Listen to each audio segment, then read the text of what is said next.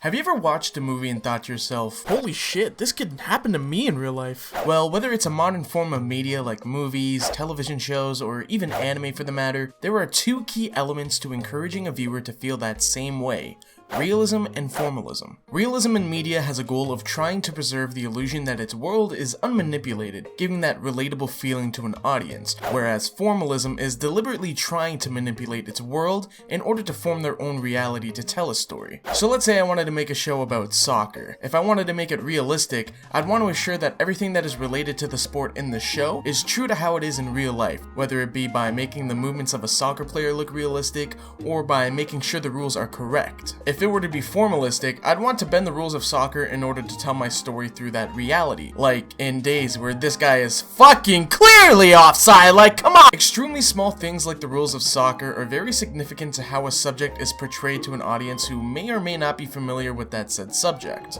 If someone wasn't familiar with the rules of soccer, they may not have noticed that major detail on that offside play, even if it seems so minute to them. But as much as realism and formalism is important in making sure an audience is fully immersed, it can also be a detriment if there's no negotiation between the two. Intensely graphic scenes from anime like Hellsing can be overwhelming, and movies like Adventureland can be underwhelming. There needs to be a perfect balance of realism and formalism for a form of media to be enjoyable yet tolerable. And a show that I think does this perfectly is how New Game portrays working in the video game industry.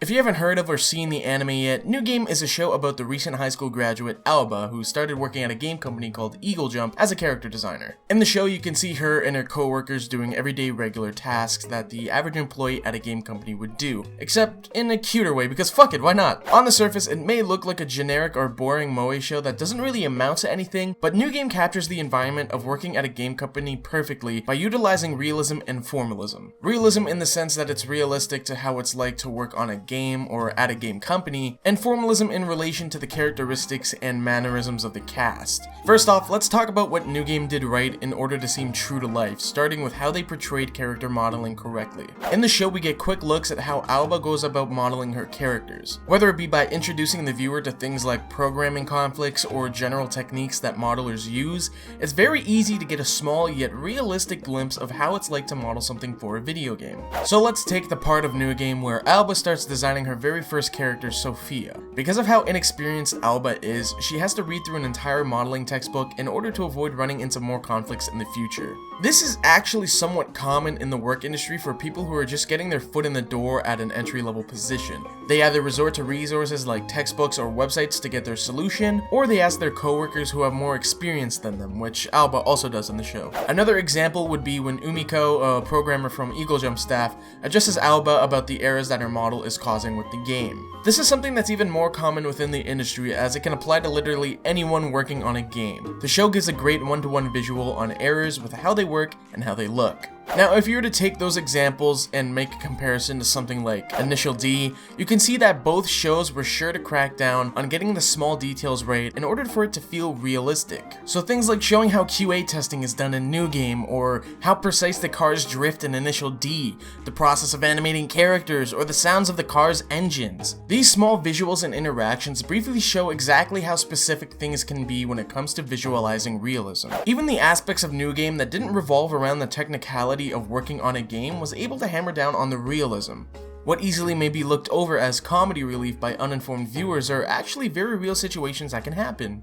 Things like programmers chugging hundreds of energy drinks or taking naps because of their intense workload, staying overnight at the office to work on the game, or working on Saturdays since the deadline is coming up, barely getting any sleep and struggling to get any work done because of it, going to conventions and seeing live demos. It just goes on and on. You've even got some of the tiniest of programming and video game references in the show that just add on to the authenticity. So even if you aren't someone who hasn't shared that same experience that the show is presenting, the way the realism was introduced and served to the audience encourages them that they have. Now, jumping into formalism, there's a lot of shit that doesn't happen in real life that happens in New Game. Taking 3-hour-long tea breaks to talk about each other's personalities doesn't happen. Skipping work so you can go to the firing range and shoot some guns Doesn't happen. Getting into a bathhouse naked at 2 AM with a bunch of your co-workers doesn't happen. But why doesn't happen? If none of this stuff went on in the show, wouldn't you find it kind of boring? The aspect of all these cute and upbeat girls working at a cubicle, building a game with each other is way more entertaining than watching some silent dude staring at a computer screen for 8 hours, thinking about what he's gonna have for dinner when he gets home.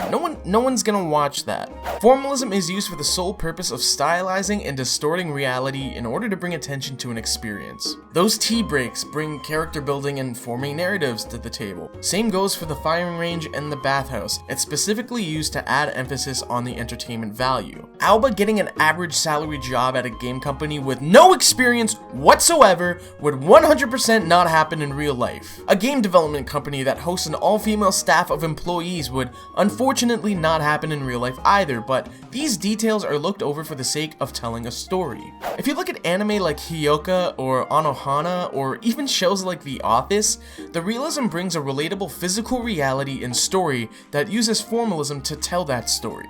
Again, it's that callback to the negotiation of realism and formalism that allows these forms of media to be as enjoyable as they are. So whether it be by getting drunk with your coworkers or making corrections to your 3D model, New Game adapted game development in a way that was realistic to the process of how it's done and entertaining with how it was portrayed.